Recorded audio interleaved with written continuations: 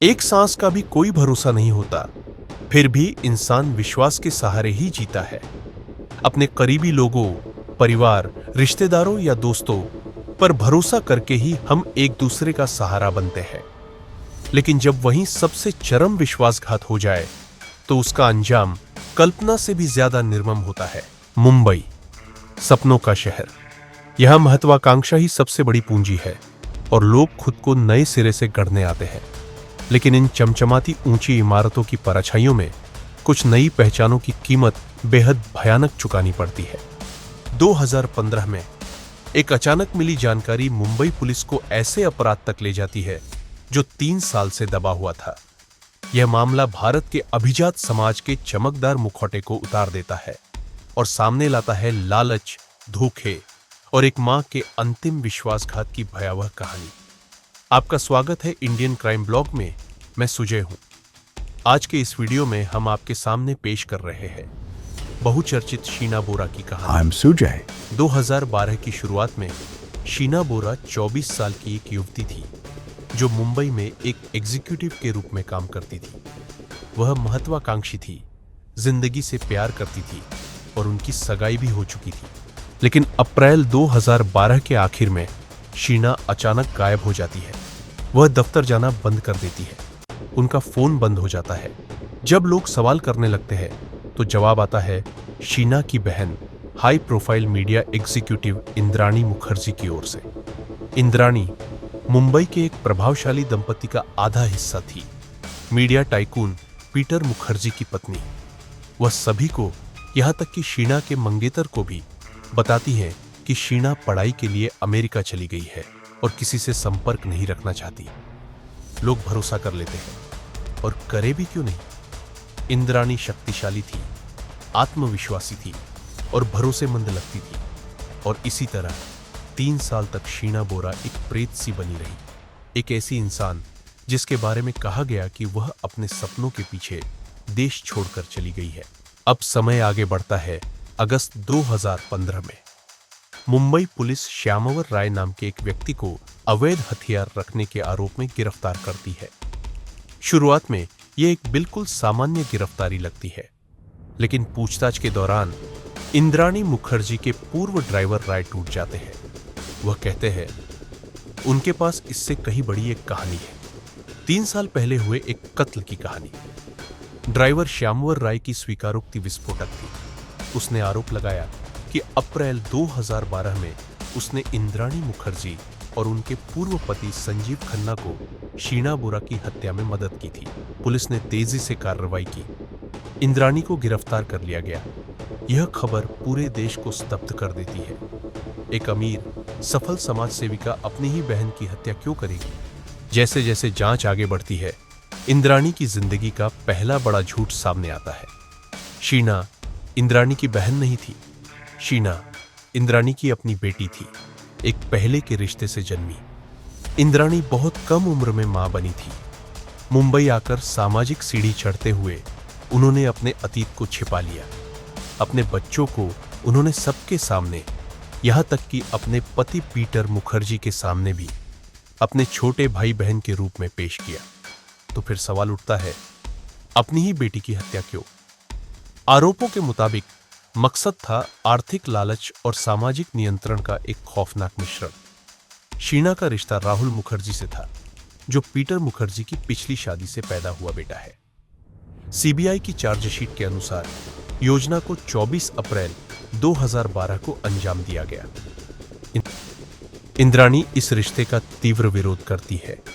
इस रिश्ते के सार्वजनिक होने पर उनके लंबे समय से चले आ रहे झूठ के पति के सामने उजागर हो जाने का डर था। अभियोजन पक्ष का दावा है कि इससे उनका आर्थिक नियंत्रण भी खतरे में पड़ सकता था। उनके अनुसार इंद्राणी ने फैसला किया, शीना को हमेशा के लिए रास्ते से हटाना होगा। सीबीआई की चार्जशीट के अनुसार योजना को 24 अप्रैल 2012 को अंजाम दिया गया।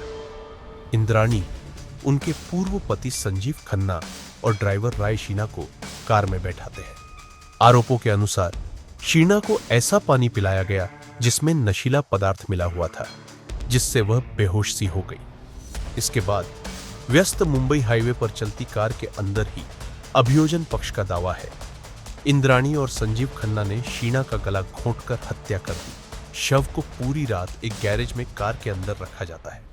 अगली सुबह वे मुंबई से कुछ घंटों की दूरी पर रायगढ़ जिले के एक घने जंगल में जाते हैं।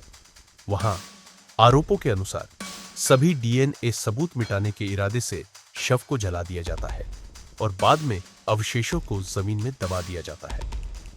2025 के मध्य तक शीना बोरा के लापता होने के लगभग 13 साल बाद यह कानूनी लड़ाई अपने अंतिम लेकिन बेहद धीमे और जटिल चरण में पहुंचती है। 2017 में शुरू हुई यह न्यायिक प्रक्रिया सालों तक चली। गवाहों को बुलाया गया, जिरह हुई और मामले की फाइलें संक्षिप्त करने के लिए कुछ गवाहों को अभियोजन पक्ष ने शत्रुतापूर्ण होस्टाइल घोषित किया या हटा दिया। एक ग्राफिक टाइमलाइन जिसमें महत्वपूर्ण तारीखें दिखाई जाती हैं। 2012 लापता, 2015 मामला सामने आया, 2017 सुनवाई शुरू, 2025 से 26 अंतिम सुनवाई। मुख्य आरोपी इंद्राणी मुखर्जी, सह आरोपी संजीव खन्ना और मीडिया जगत का जाना पहचाना नाम पीटर मुखर्जी इस लंबे समय का ज्यादातर हिस्सा जमानत पर रिहा रहते हुए बिताते हैं। इसी बीच एक नए नियुक्त विशेष अदालत के जज के तहत मामले की सुनवाई लगभग रोजाना आधार पर शुरू होती है। 2025 की शुरुआत में सुप्रीम कोर्ट ने इंद्राणी मुखर्जी की विदेश जाने की याचिका खारिज कर दी और ट्रायल कोर्ट को 1 साल के भीतर मुकदमा पूरा करने का निर्देश दिया। 1 दशक से भी अधिक समय से लटके इस मामले को तेजी से निपटाने के लिए यह एक दुर्लभ और महत्वपूर्ण न्यायिक हस्तक्षेप था। इस मामले की एक अहम गवाह बनकर सामने आती है विधि मुखर्जी, इंद्राणी की सबसे छोटी बेटी। उनकी गवाही में नए आरोप और पारिवारिक विवाद सामने आते हैं। विधि अदालत में फर्जी दस्तावेजों, वित्तीय अनियमितताओं और सौतेले भाई बहनों के साथ टकराव का जिक्र करती है, जो पहले से ही जटिल इस कहानी को और उलझा देता है। सालों तक चली गवाही, विशेषज्ञों की राय और अनगिनत कानूनी दांव पेंचों के बावजूद यह मामला आज भी अनसुलझा है।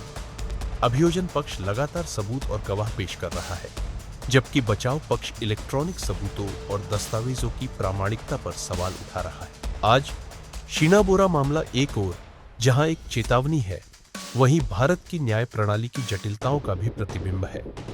जो घटना एक लगभग अदृश्य गुमशुदगी से शुरू हुई थी, वह आज देश के सबसे लंबे और चर्चित आपराधिक मुकदमों में बदल चुकी है। एक ऐसा मुकदमा जो अब भी सत्ता, प्रभाव, परिवार और सच को लेकर कठिन सवाल खड़े करता है। शीना के लिए, जिसकी कहानी गवाही के टुकड़ों, अस्थि अवशेषों और जटिल रिश्तों के सहारे सामने आई, न्याय की तलाश अब भी खत्म नहीं हुई है। जैसे जैसे मुकदमा संभावित समापन की ओर बढ़ रहा है, पूरा देश एक सवाल के जवाब का इंतजार कर रहा है। इतने सालों की पीड़ादायक खामोशी के बाद क्या सच में न्याय मिलेगा? अगर यह सवाल आपके मन में भी है, तो इस वीडियो को दूसरों के साथ साझा करें और ऐसे ही और सवाल उठाने के लिए इंडियन क्राइम ब्लॉग को सब्सक्राइब करें। कमेंट बॉक्स में अपनी राय जरूर बताइए। स्वस्थ रहे, खुश रहे। नमस्कार।